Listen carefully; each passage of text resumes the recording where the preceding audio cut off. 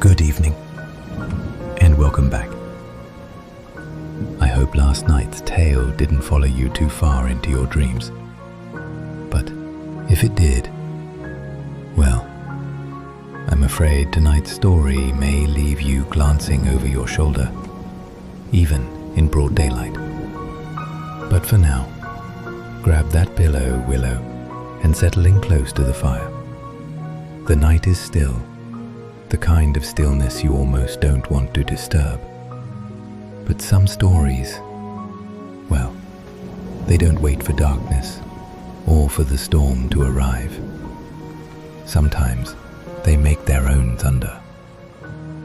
Tonight, we skip across the pond to a little market town called Hungerford in Berkshire, England.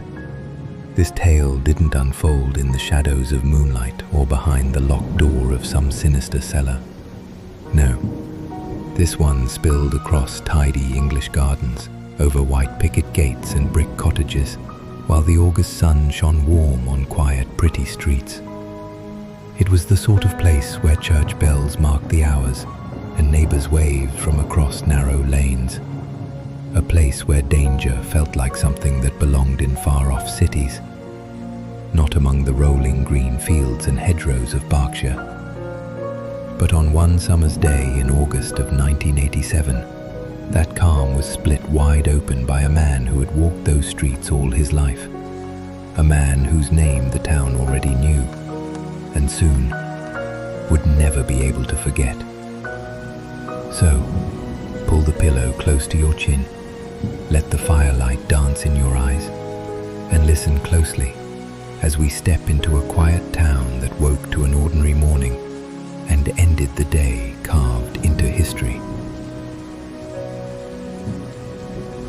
The sun rose warm over Hungerford that Tuesday morning, a golden August light spilling across the rooftops, warming the slate and brick until they glowed.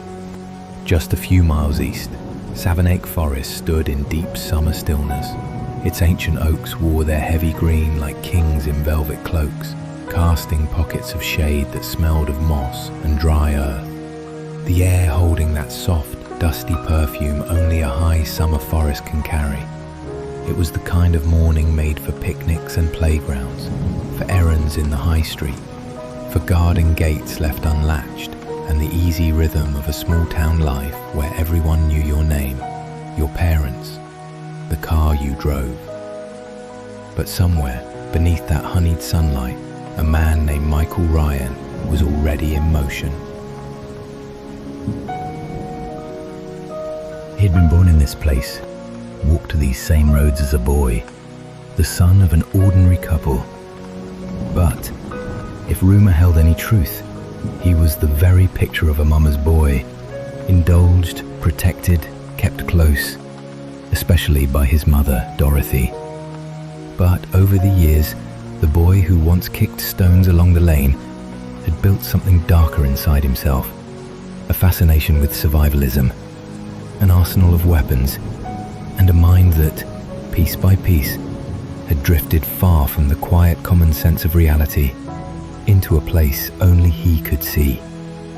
He was not warm, nor the sort of man to greet you unless spoken to first. No drinking mates, no weekend barbecues, no one dropping by just to chat. Instead, his life folded inward, into private rituals and solitary routines. He would vanish for hours into the woods, clad in camouflage, moving among the trees like a shadow.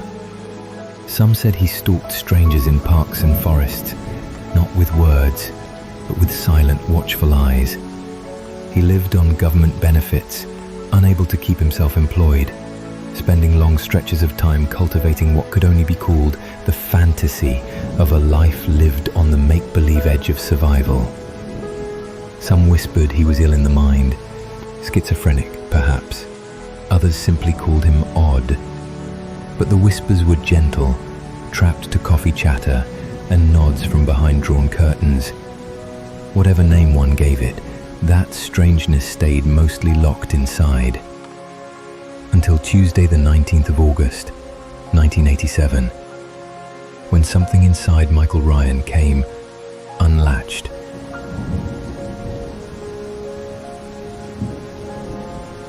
the canopy of Savernake Forest, the summer air was warm and still. A young mother, Susan Godfrey, was setting out a picnic for her 2 small children. Perhaps she noticed him before she understood him.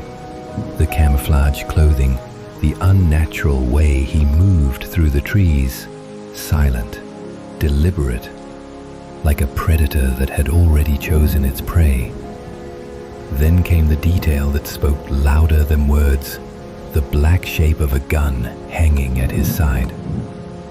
Whatever Susan thought in that moment, whether she told herself to stay calm or prayed silently for her children's safety, it was clear that resistance was not an option. He stood close, too close. She buckled her children back into their car seats, a quiet, mechanical obedience, as though each click of the belt might buy her a few more seconds.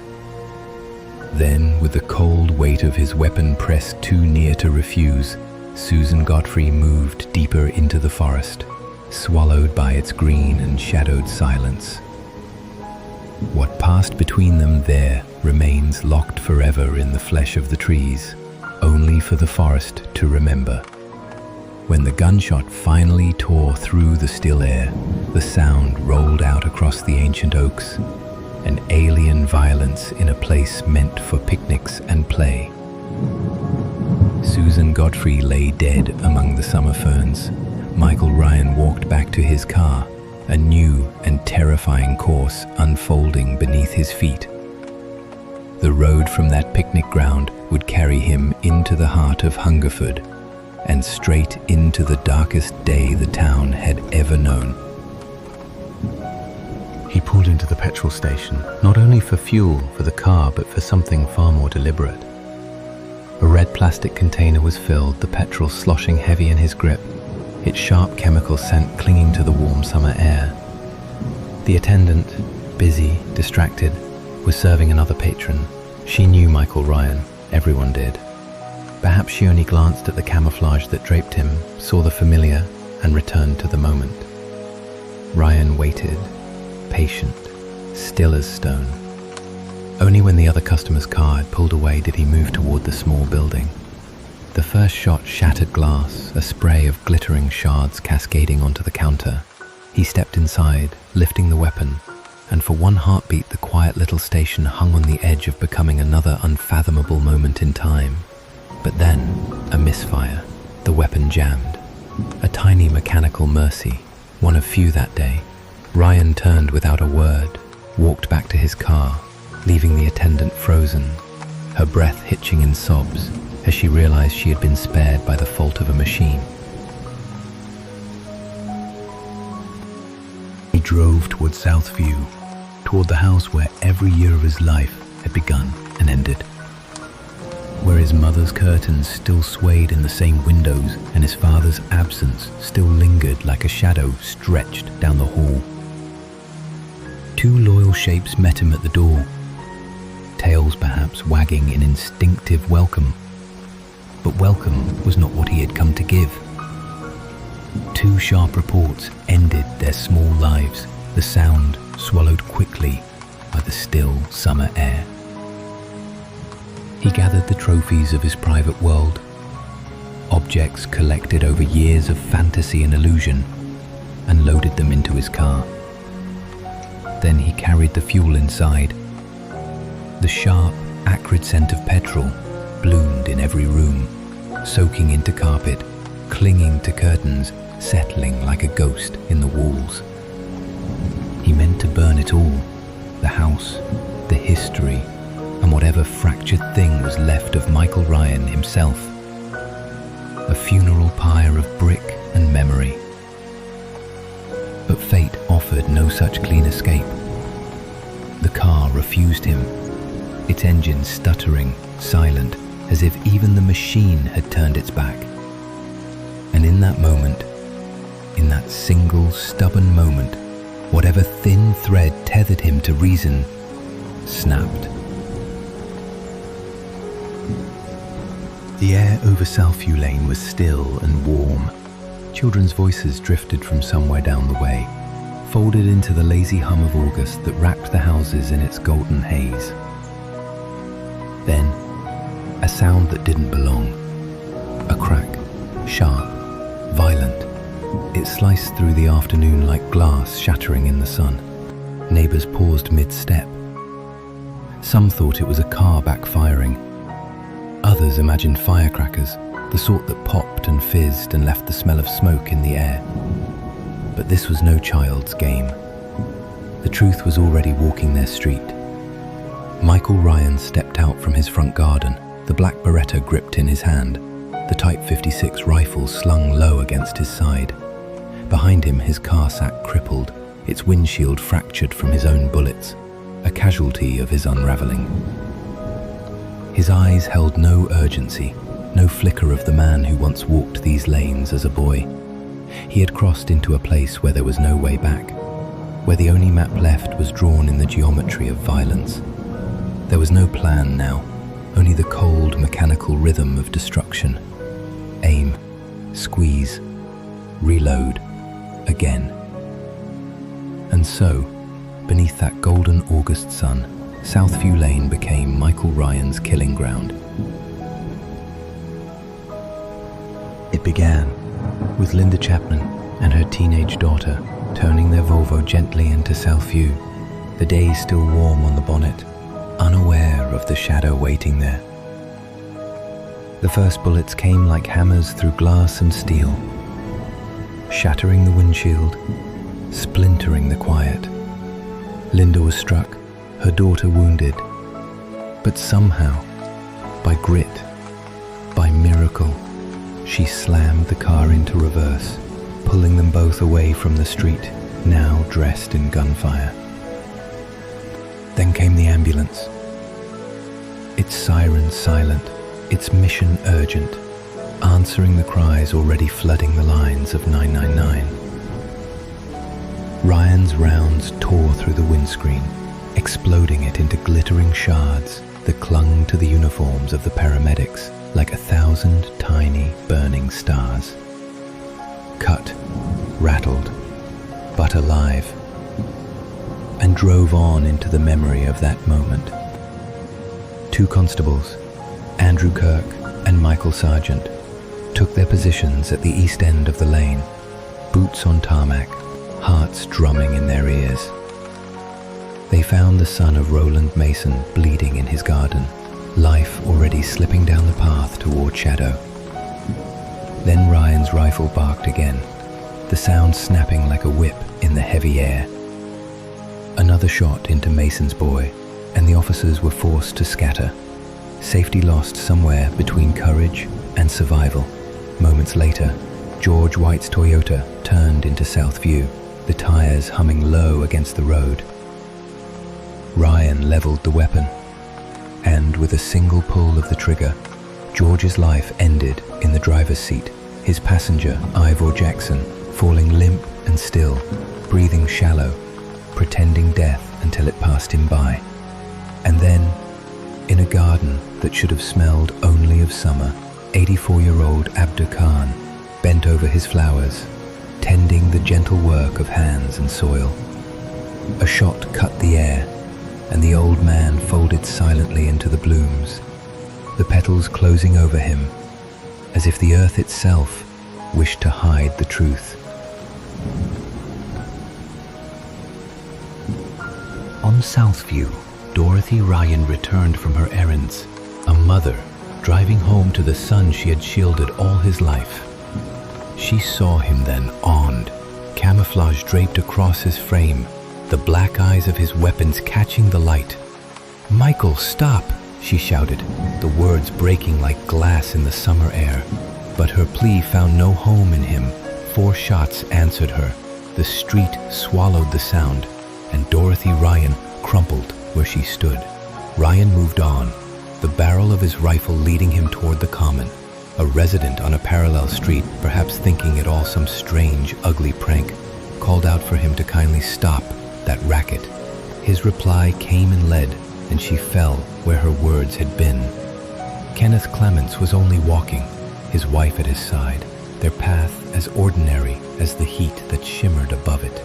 He never had the chance to turn, to reach for her hand and run. The bullet took him, and Mrs. Clements was left screaming in the open street, her grief spilling into the air like smoke from a burning house. Not everyone was marked for death. One man stood frozen in his garden, watching, unbelieving, until Ryan pressed a finger to his lips, a silent command for stillness. Then the gunman turned away, his boots carrying him deeper into the unraveling day. From the first shot to now, peace had bled into panic. Hungerford streets were shrinking, and soon there would be nowhere left to hide. The street was no longer a street. It had become a narrow throat of fear. Every doorway a place where breath was held, every curtain a trembling veil between life and death. Ryan moved through it with a predator's calm, never rushing, never speaking, just scanning, aiming, firing. Southview Lane fell away behind him, and his boots carried him toward the War Memorial Recreation Grounds. Above, the August sun still shone with its brazen warmth, mocking the chaos unraveling beneath it, its golden light falling upon the dead and the living alike. At the edge of the grounds, Francis Butler sat in his old Volvo. Perhaps he had heard the shots, perhaps not.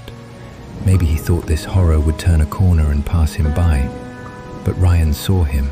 The Chinese-made Type 56 came to his shoulder, its black mouth yawning toward the car. The rifle's voice was a harsh, metallic roar. Bullets punched through glass, through metal, through flesh. Butler slumped forward over the wheel, the life draining from him as the engine ticked in the summer heat. Not far away, a boy, Dean Temple, played in the grass. The small rituals of childhood still belonged to him, until Ryan's shadow slid across the field. Dean ran, bare legs pumping, lungs burning. He darted toward the nearest cover as rounds tore the earth open behind him, each impact a heartbeat too close. The boy escaped, but Hungerford's peace was now a shattered thing, and the echo of those shots would cling to the air, long after the gunman had moved on. A police car rolled into view, its blue and white shape a fleeting promise of order in a town unraveling by the second. Inside, the officers were armed only with their uniforms and the instinct to protect. Ryan's bullets found them first. By now there was no hesitation, no hint of restraint. The man moved like a shadow, untethered, drifting through Hungerford with a cold, selective eye, shooting into passing cars through the glass of front room windows at any figure who dared to run. And yet sometimes, inexplicably, he would pass others untouched, as if some private logic guided the scope of his wrath. This was not chaos alone, it was something darker, stranger, a grim rhythm known only to him. By the time his boots carried him to the Hungerford Primary School, he had already left a scatter of lives ended or broken in his wake. The building stood solid still in the late summer sun, its brick walls and high windows holding the echo of his own childhood footsteps. He knew its rooms, he knew its vantage points. The school would shelter him. It could give him a moment to breathe, to reload, to choose what came next. And so, Michael Ryan crossed its threshold, closing the door behind him, while outside, Hungerford lay bleeding in the heat of an August sun. Inside Hungerford Primary School, the air hung heavy, thick with the stale perfume of summer dust, cut through by the faint tang of gunpowder. Ryan knew these halls.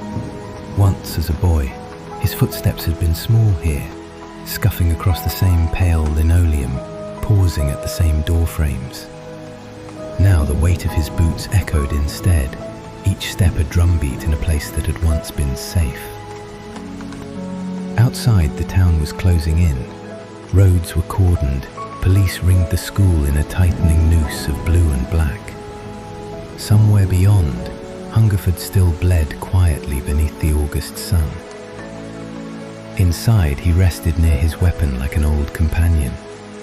Then, from a high window, he tied a strip of white cloth, a signal to speak, or perhaps only a pantomime of surrender.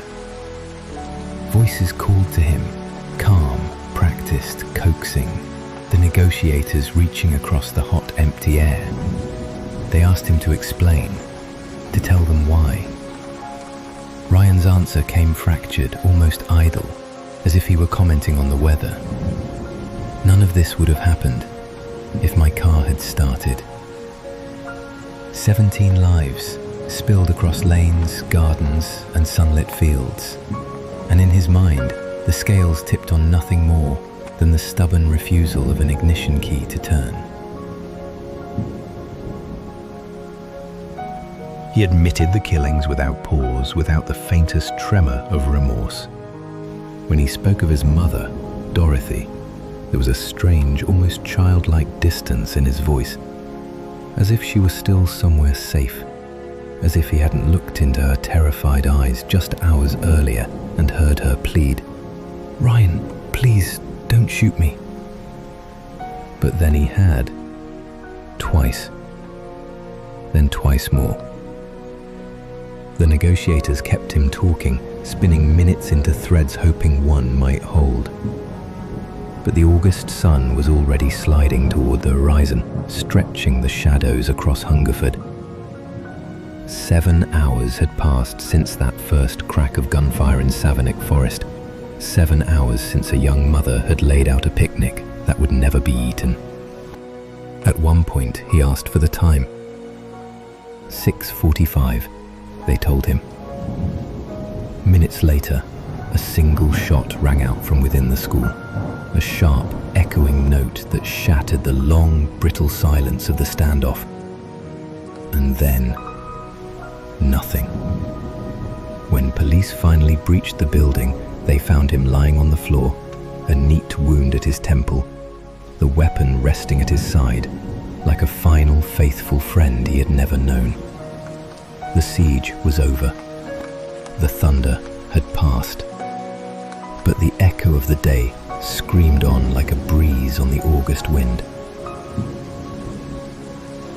Outside, Hungerford was still, the kind of stillness that settles only after chaos has burned itself out. 17 dead, 15 more wounded, and a town forever marked by the day a familiar face became something no one could have imagined. In the days that followed, England would tighten its gun laws. Michael Ryan would be studied, debated, and placed among the most infamous mass killers in British history. But here, in Hungerford, his legacy was not statistics or parliamentary votes. It was absence.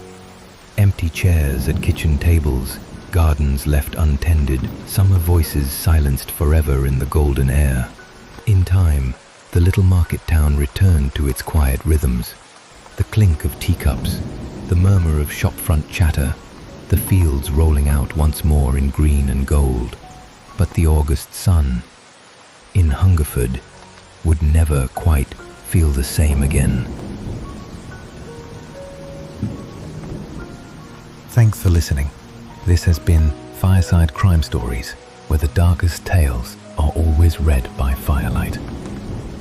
If you haven't already, subscribe. And before you drift off, toss a little fuel on the fire. Hit that like button. Ring that bell.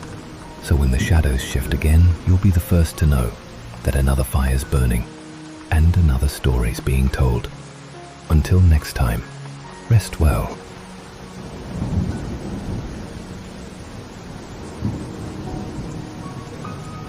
See you still with me.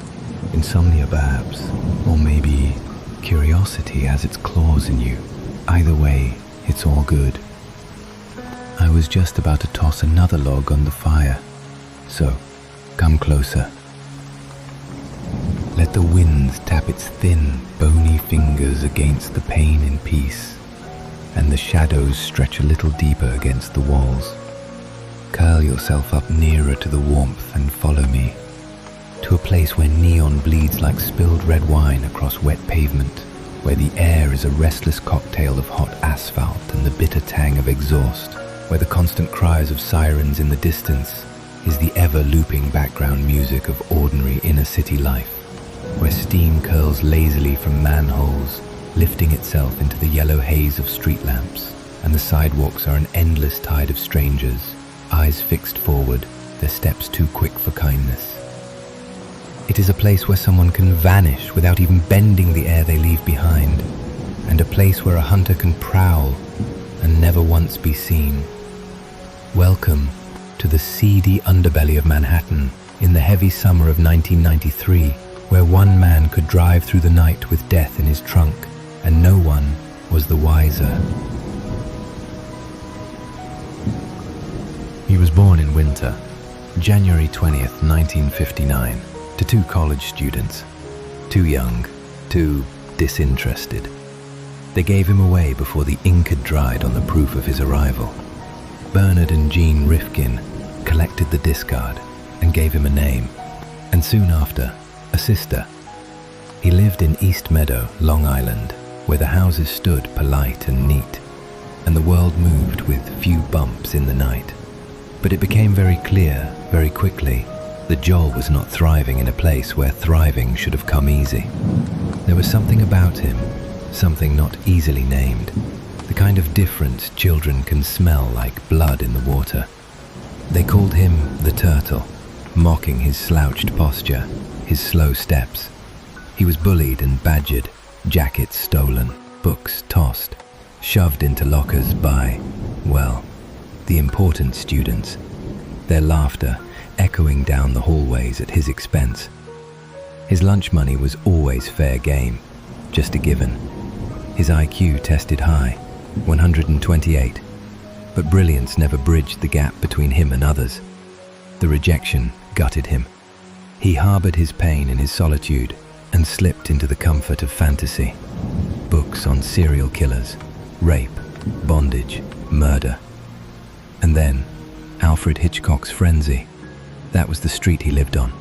That's where he breathed. His father raged at him for his grades, openly expressing his disappointment in the boy.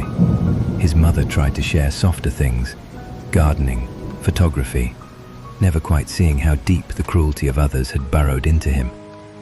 By high school, Joel was the archetype of a misfit. Thick glasses, high-water pants, white socks. Romance never took root either. A date ending with him being chased through the streets by bullies or pelted with eggs until he called his father for rescue. The rare moments of connection were fragile and quickly shattered, always shattered. He graduated in 1977, near the bottom of his class, but telling himself that college and adulthood would be better, that the cruelty would fade there, the pain would lessen. But for Joel Rifkin, the worst was yet to come. College was supposed to be a fresh start, a place to reinvent, to find footing and finally matter. It wasn't, and it didn't. Campus just became another place to disappear. By 1980, he was gone. He went home. The 1980s blurred into a string of odd jobs, never staying long at any. Poor hygiene, chronic absences, a certain clumsiness that made him the butt of jokes. Between jobs, he wrote poetry, badly. Nursed dreams of being a famous writer, yet never penned a word. He took photos, tended plants, but nothing ever bloomed into living. It wouldn't have mattered much anyway. The money he did make often went straight to the streets, to the hookers, always to the hookers. He was robbed a dozen times, once by the same girl, twice, the exact same trick, and he fell for it both times. In 1986, his father committed suicide. 6 months later, police caught him soliciting an undercover officer. Just a slap on the wrist, but it deepened the darkness. In 1988, he enrolled in horticulture at the State College of Technology in Farmingdale, and, for the first time in his life, he did well. But by that time, the darkness from within had already consumed him and was now in full control. The years of anger, humiliation, and self-hate had finally found their way to the surface. Now, all he needed was a mark. The fuse burned low. Years of static electricity, all that friction between who he pretended to be and who he really was, finally sparked into flame. It wasn't a decision, not the way most people think of decisions. It was more like a tide, finally cresting, spilling over the sand. By now, the streets of Manhattan were his real home. The flicker of neon on rain-slick pavement, the sound of heels clicking in the dark, faces half lit in the glow of street lamps. Every corner, every shadow, whispering with possibilities. He had practiced in his head for years, perfected the scenes. Fantasy rehearsals where no one screamed, where resistance was an afterthought. A film on endless loop, and he was always the director. When it happened, there was nothing cinematic about it. No clever lines, no swelling music. Just a body, a pair of hands around a throat, the thin, desperate gasp of someone realizing too late what's been invited in. The first time leaves a mark, they say. But Joel felt no stain, no rush of guilt, only release, like an ache that had been in him forever had finally eased. His mother was out of town that March in 1989. The house on East Meadow was silent, every room his to fill as he wished. He found her in the East Village, beneath the buzzing street lamps and paper-thin shadows. They drove back to Long Island. The act itself was paid for and listless, like two strangers waiting for a train that never came. Then, the shift. His hand found the cold metal curve of a discarded howitzer shell. The weight felt right. The swing came down hard, a dull percussion of bone and brass. He cleaned up the blood and signs of combat in his living room, then lay down and slept, the world outside his door still following its natural course. Morning came with X-Acto in hand, the task before him reduced to biology class. Tendons, joints, bone, and flesh. Erase the identity, fingertips, teeth with pliers, bagged and readied for their separate farewells. The woods near Hopewell, the dark side of the East River. And that night, as he drove through the city, with the ghost of death still lingering in his trunk, Joel realized the world was moving on exactly as before. He, nor his act, had disrupted any flow. Steam still curled from the manholes, sirens still wailed in the distance, people still hurried past without seeing him. And he realized something important then. In this place, in this city, he understood that he could finally breathe. And he knew as well, he could breathe any time he wished, because no one would ever look up long enough to see him. Once you know the feeling, once you've breathed that kind of breath, ordinary air feels thin. Joel Rifkin knew now that the city was a buffet, and no one was watching the man who sat alone at the table. After March of '89, weeks passed in quiet. He moved through life like a shadow stitched into daylight, still tending gardens, still snapping photographs, still paying for what he wanted on the streets of Manhattan. But the leash was gone, and without it, the dog always runs farther. They came in slow succession at first, faces half remembered even as he held them, names discarded faster than their bodies. The streets gave him his prey, the suburbs gave him his privacy, and Joel learned that once you separate a person into pieces, you can scatter them across the map like litter. Rivers, bridges, woodland edges where the grass grows too tall. He was meticulous when it came to disposal, calculated, as if the hiding was more important than the taking. And still, nothing. No headlines with his name, no knock at the door. The city swallowed every one of them whole. And in that quiet, Joel Rifkin grew confident, then comfortable, and at last, hungry again. It never stayed gone for long. That itch in his hands, that hum under the skin. Joel Rifkin learned there was a rhythm to it. The quiet days were only a coil, winding tighter and tighter until the snap. By 1990, the space between his killings was shrinking. Manhattan nights blurred together. Wet asphalt, red taillights swimming in puddles, heels clicking toward him without ever knowing. He didn't need to know their names. Names only made it harder to enjoy. Each one ended the same. The long drive home to East Meadow, the house silent but for his own footsteps. and then the careful ritual of erasure, cutting away what could be recognized, parceling out what was left, scattering them like seeds he never meant to see bloom. Joel told himself he was clever, invisible, a man who could slip in and out of the city's bloodstream without leaving a clot, and for years the city agreed. There were whispers, of course, street talk about girls who didn't come back, detectives trading theories over bad coffee. But the pieces never came together.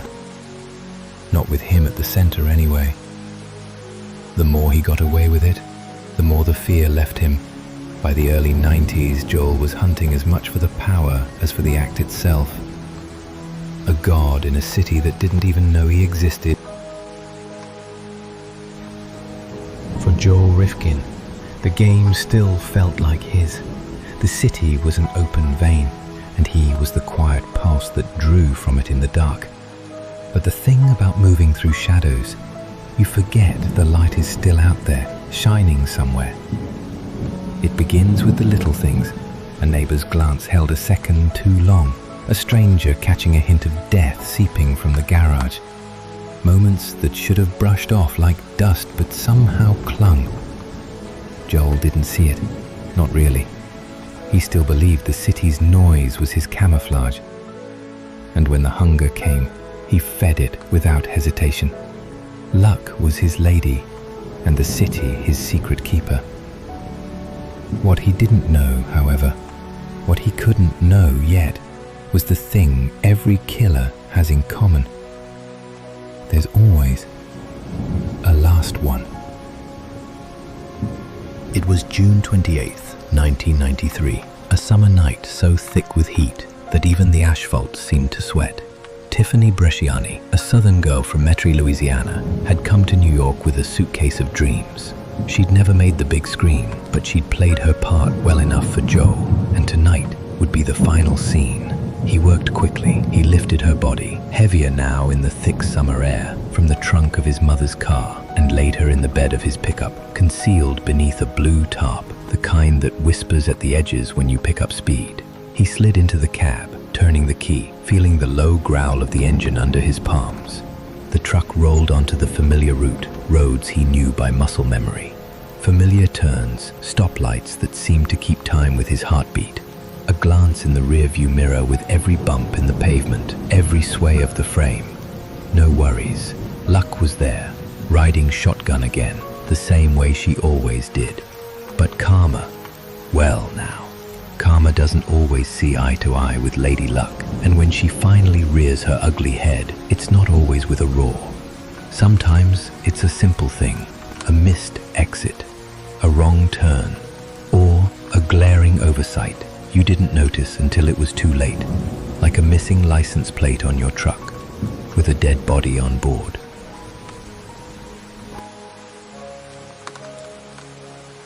Red and blue lit up the rearview mirror. A patrol car. Lights suddenly alive against the night. Joel tightened his grip on the wheel, eyes shifting between the road and the reflection behind him. A little more pressure on the pedal, then more. The needle climbed. 60, 70, 80. The night blurred at the edges, the sirens screaming like hounds in the dark. A wrong curve, a slip of control, a utility pull. Silence, except for the tick of the cooling engine and the cops screaming out to see his hand. It was after 3 in the morning.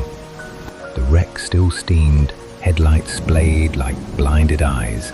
The officer approached, hand near his holster, but it wasn't the crumpled metal or the dazed driver that stopped him mid-step. It was the air. The smell seeped out in waves, sweet, foul, unmistakable, the scent of old death. He followed it to the bed of the truck, fingers curled around the edge of the blue tarp. A single lift, and there she was, Tiffany Bresciani. The officer looked back at Joel Rifkin. He didn't run, didn't fight, he simply watched. When asked who she was, his answer was almost casual, said a prostitute. Then, As if already resigned to the night's trajectory, he asked if he might need a lawyer. He was cuffed there in the dark, hauled in for 8 hours of questions beneath buzzing precinct lights. At first, he confessed only to Tiffany's murder, but when they asked if there were others, the dam cracked. Yes, was his quiet reply. 17 was the only word that followed. By daylight, detectives were tearing through his East Meadow home, his mother and sister stunned, learning the man they'd lived with was not just strange but monstrous. Trophies from the dead tucked into his room like keepsakes from vacations. His mother called an attorney, but the truth was already out. Joel spoke for hours, remembering nearly everything. Where he'd found them, how he'd ended them, and where their bodies had been scattered. Some in pieces, some whole, many never to be found again. The court gave him 203 years to life. However, if rumors from the block can be believed, Joel Rifkin never really speaks like a man who believes it's all over, but more like a man who has simply, and perhaps momentarily, been interrupted.